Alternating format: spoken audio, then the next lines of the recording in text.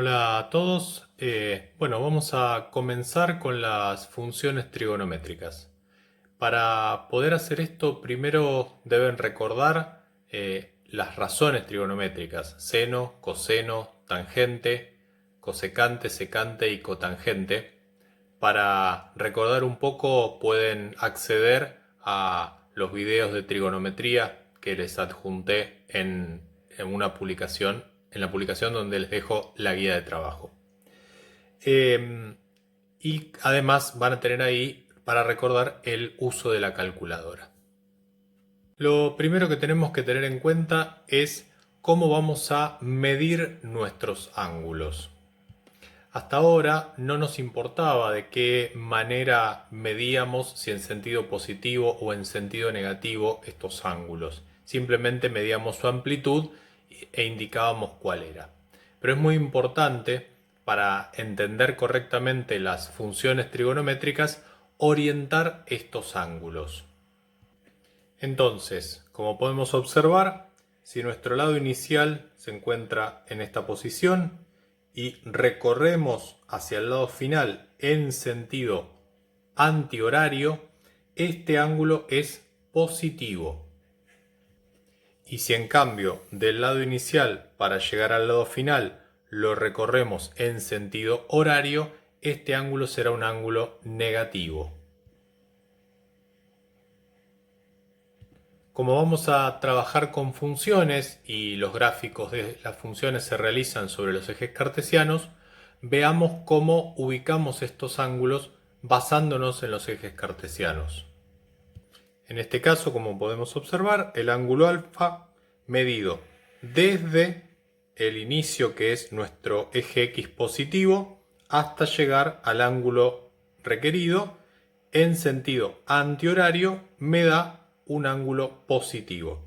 Es decir, que partimos siempre desde el eje X positivo y vamos recorriendo en sentido antihorario, y todos esos ángulos serán ángulos positivos.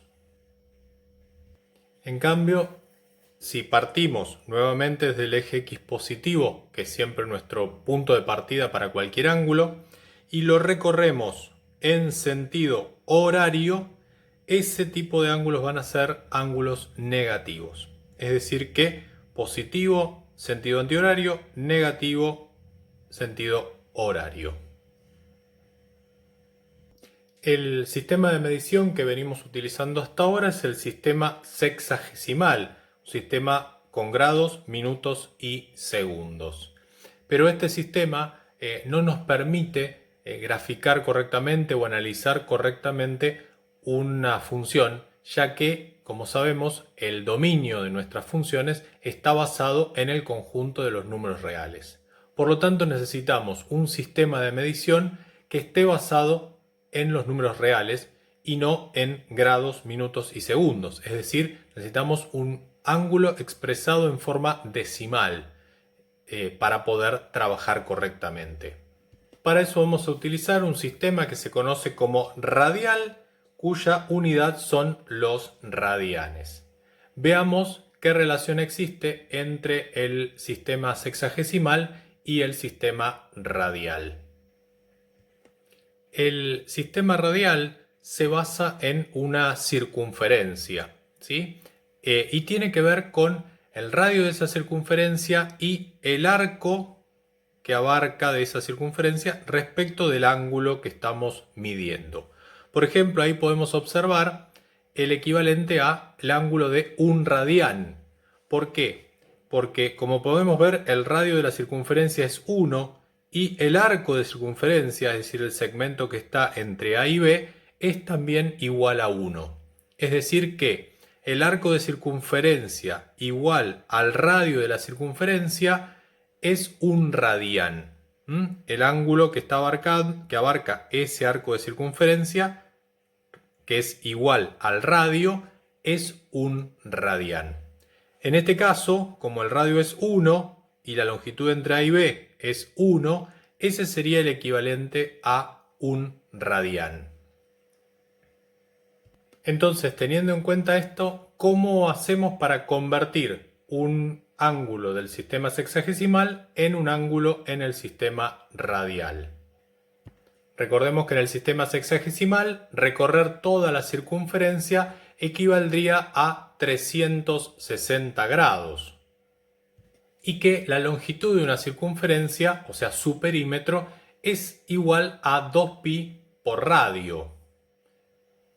Si nos basamos en la circunferencia de radio 1 que vimos en el gráfico anterior, entonces esa longitud de la circunferencia sería equivalente a 2pi. Entonces podemos decir que 360 grados equivale a 2pi radianes en nuestro sistema radial. Para poder hacer la conversión, vamos a utilizar regla de 3 simples, ¿sí?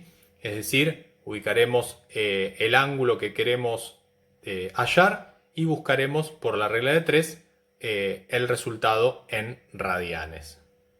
Por ejemplo, si tenemos un ángulo de 20 grados, nos quedaría que 360 grados es 2pi, 20 grados es x. Y despejamos como en cualquier regla de 3 simples, directa, 2pi por 20 grados dividido 360 grados es equivalente al resultado que queremos obtener. Que en este caso, luego de simplificar y hacer las operaciones correspondientes, equivale a 1/9 de pi o lo que es lo mismo pi sobre 9. Tengamos en cuenta que vamos a simplificar, vamos a obtener una fracción de pi o un entero de pi, ¿sí? No vamos a utilizar los decimales, vamos a trabajar siempre con la fracción de pi que corresponda, que es la mejor manera de interpretar estos ángulos en forma radial. Si ahora tuviésemos un ángulo de 45 grados, volvemos a hacer el mismo procedimiento y obtenemos por resultado pi sobre 4 o 1/4 de pi, que es equivalente.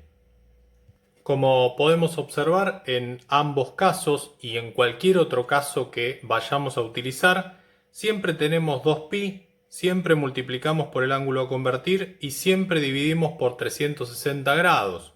Esto es lo mismo en este caso.